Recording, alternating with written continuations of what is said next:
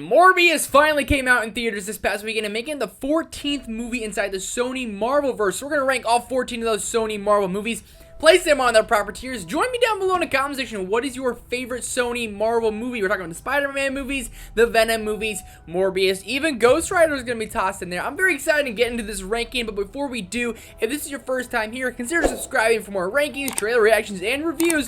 All that and much more coming this week. Very excited to get into it, and hit that thumbs up button for me if you didn't like Morbius like I did. We're going to see where that falls here in just a second. With that said, let's hop into our tiers. And starting off with our tiers, we have amazing, then we have great, then we have good, then we have meh, then we have bad. We're going basic with our tiers today, friends. And first up, we have Spider-Man Far From Home. Gonna go in the good tier.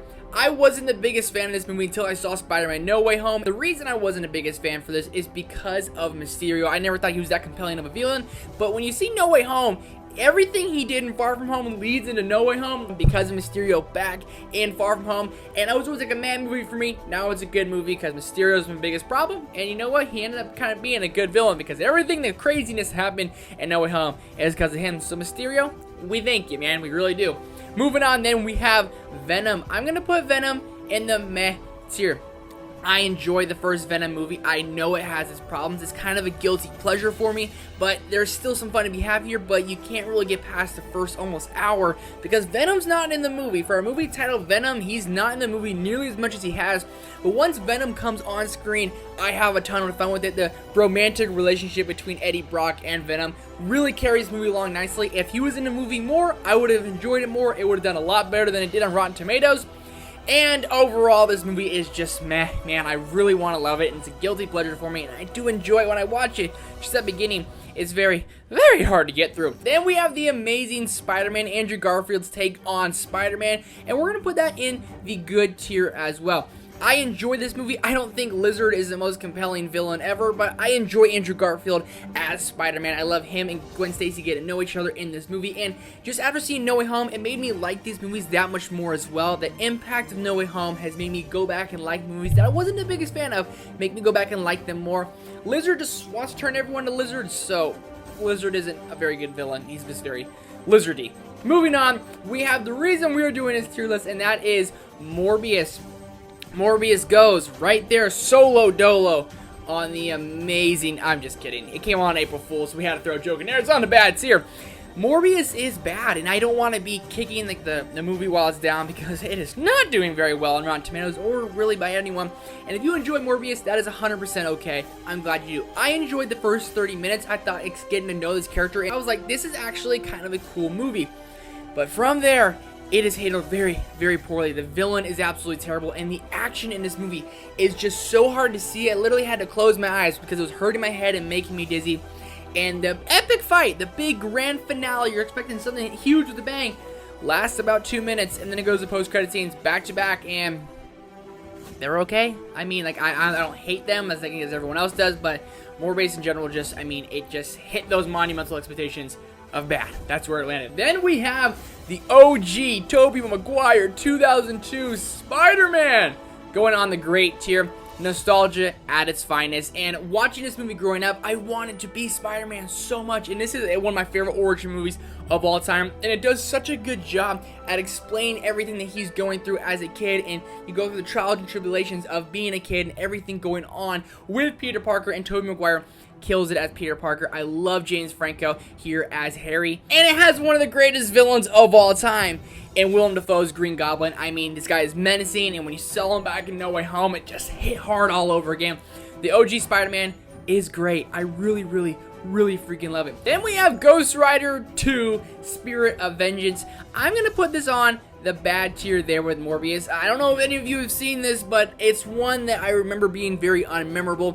And I was looking at it, I was like, oh my gosh, they did do a Ghost Rider 2, and it falls flat. And if you try to rewatch it now, you're going to want to turn it off, maybe smack yourself a couple times, maybe go for a run, because this movie just doesn't hit as hard as the first one does. And actually, I like the first one quite a bit, which we'll get to here in a second.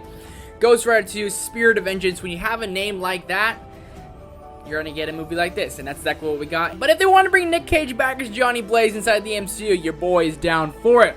Moving on to Spider-Man 2 of 2004, Sam Raimi's second movie of Spider-Man, going in the great tier as well. I really love these two movies, and I think I like the first Spider-Man just a little bit more.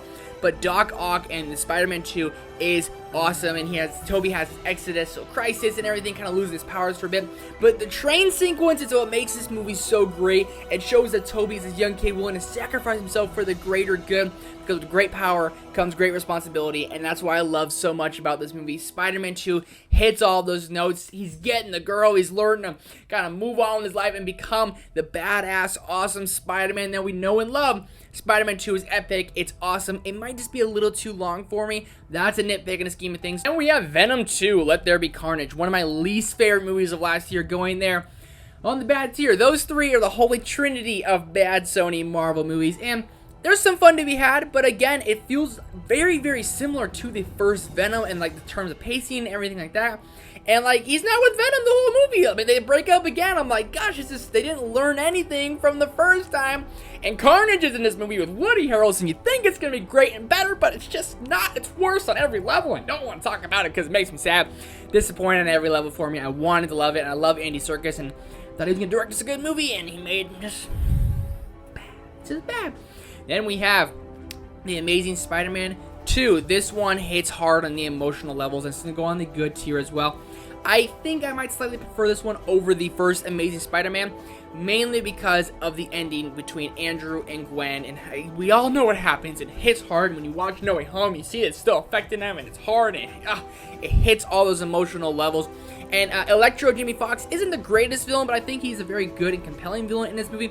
And they set it up perfectly for a third one, which we never got, with Rhino, you know, and I wanted it to be awesome, and it ends super epically.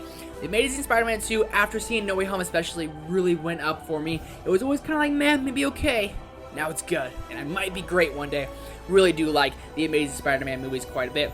Then we have Spider-Man 3. This here, friends, is nostalgia at its finest. It's going to go in the good tier as well, making it for one of my favorite trilogies of all time. The Spider-Man 3 has its issues, and I acknowledge those issues. I watched this last year leading up to Spider-Man No Way Home, and the issues and the pacing throughout like the middle when like Toby's kind of doing his dance and his thing, those are hard to get through at times. But the ending, that epic awesomeness of the ending, is epic and awesome. It's everything you want. Sandman is a great villain. Harry kind of is a villain, but then he turns good. And Eddie Brock in this movie isn't the great. I don't know if Topher Grace was the perfect choice to play this Venom, but the ending is epic, and that's what makes this movie to be so good. It's just really long, and this was keeping it from the great tier, but it's so much nostalgia. It's good. It's the first time I saw Venom and Sandman, and it hits all those notes for me, so I really like it. For nostalgia purposes alone, it's on the good tier.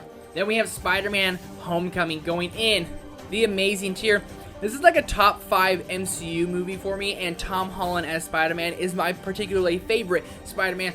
This movie's awesome because he's working with Tony Stark. Yes, Tony is his mentor, absolutely. But we get to find out a lot about his Spider-Man. And I love the coming-of-age genre and the coming-of-age vibe they do with the whole Tom Holland Spider-Man trilogy. That's what works so well for me here. And Vulture is one of the best, if not the best, MCU villain. And when he opens that door, come on. You're telling me your jaw didn't drop to the floor? You're a liar. That's all I'm saying to you. Moving on to Ghost Rider. Dude, Ghost Rider is a good movie. I remember watching this movie as a kid and wanting to be Johnny Blaze. We used to ride our bikes over a little jump thinking we were so cool. And we wanted to have skull faces with our head on fire. Little did we know that he sold his soul to the devil. But now watch this movie today. And while the special effects hold up okay, not the best, it's still a cool and fun movie. And Nicolas Cage is Johnny Blaze, man. He plays his character so well. A motorcyclist, like a daredevil, sells his whole soul to the devil. And at night, he becomes the Ghost Rider. It's cheesy, it's fun, it's kind of a little bit clunky, but Nick Cage as Johnny Blaze, sign me up. I need some more of it. I need some more of it in my life as soon as possible. Then we have Spider-Man No Way Home. We all know where this is going, right there in the amazing tier. I've talked about this movie plenty on my channel. You know how I feel about it. It's just seeing Andrew and Toby on screen with Tom. It makes me scream, it makes me cry, it makes me just feel so dang amazing inside. And the ending and how brutal this movie is, but they don't hold back, and everyone has at stake in this movie, and it sets up the future of the MCU so nicely, and it hits the emotional levels. When I think about this movie, I think about the ending and how emotional it is, because MJ and Tom, they're kind of like, they're just breaking up a little bit because she's gonna forget who he is, and I can't wait to see what they do next. I need John Watts to return for the sequel trilogy. I need Tom's Peter Parker back inside the MCU, because I set off with a huge, like, almost cliffhanger and there's so much to do with these characters. And finally, we have Spider-Man Into the Spider-Verse going into the amazing tier as well. One of my favorite animated movies of all time, if not my favorite animated movie.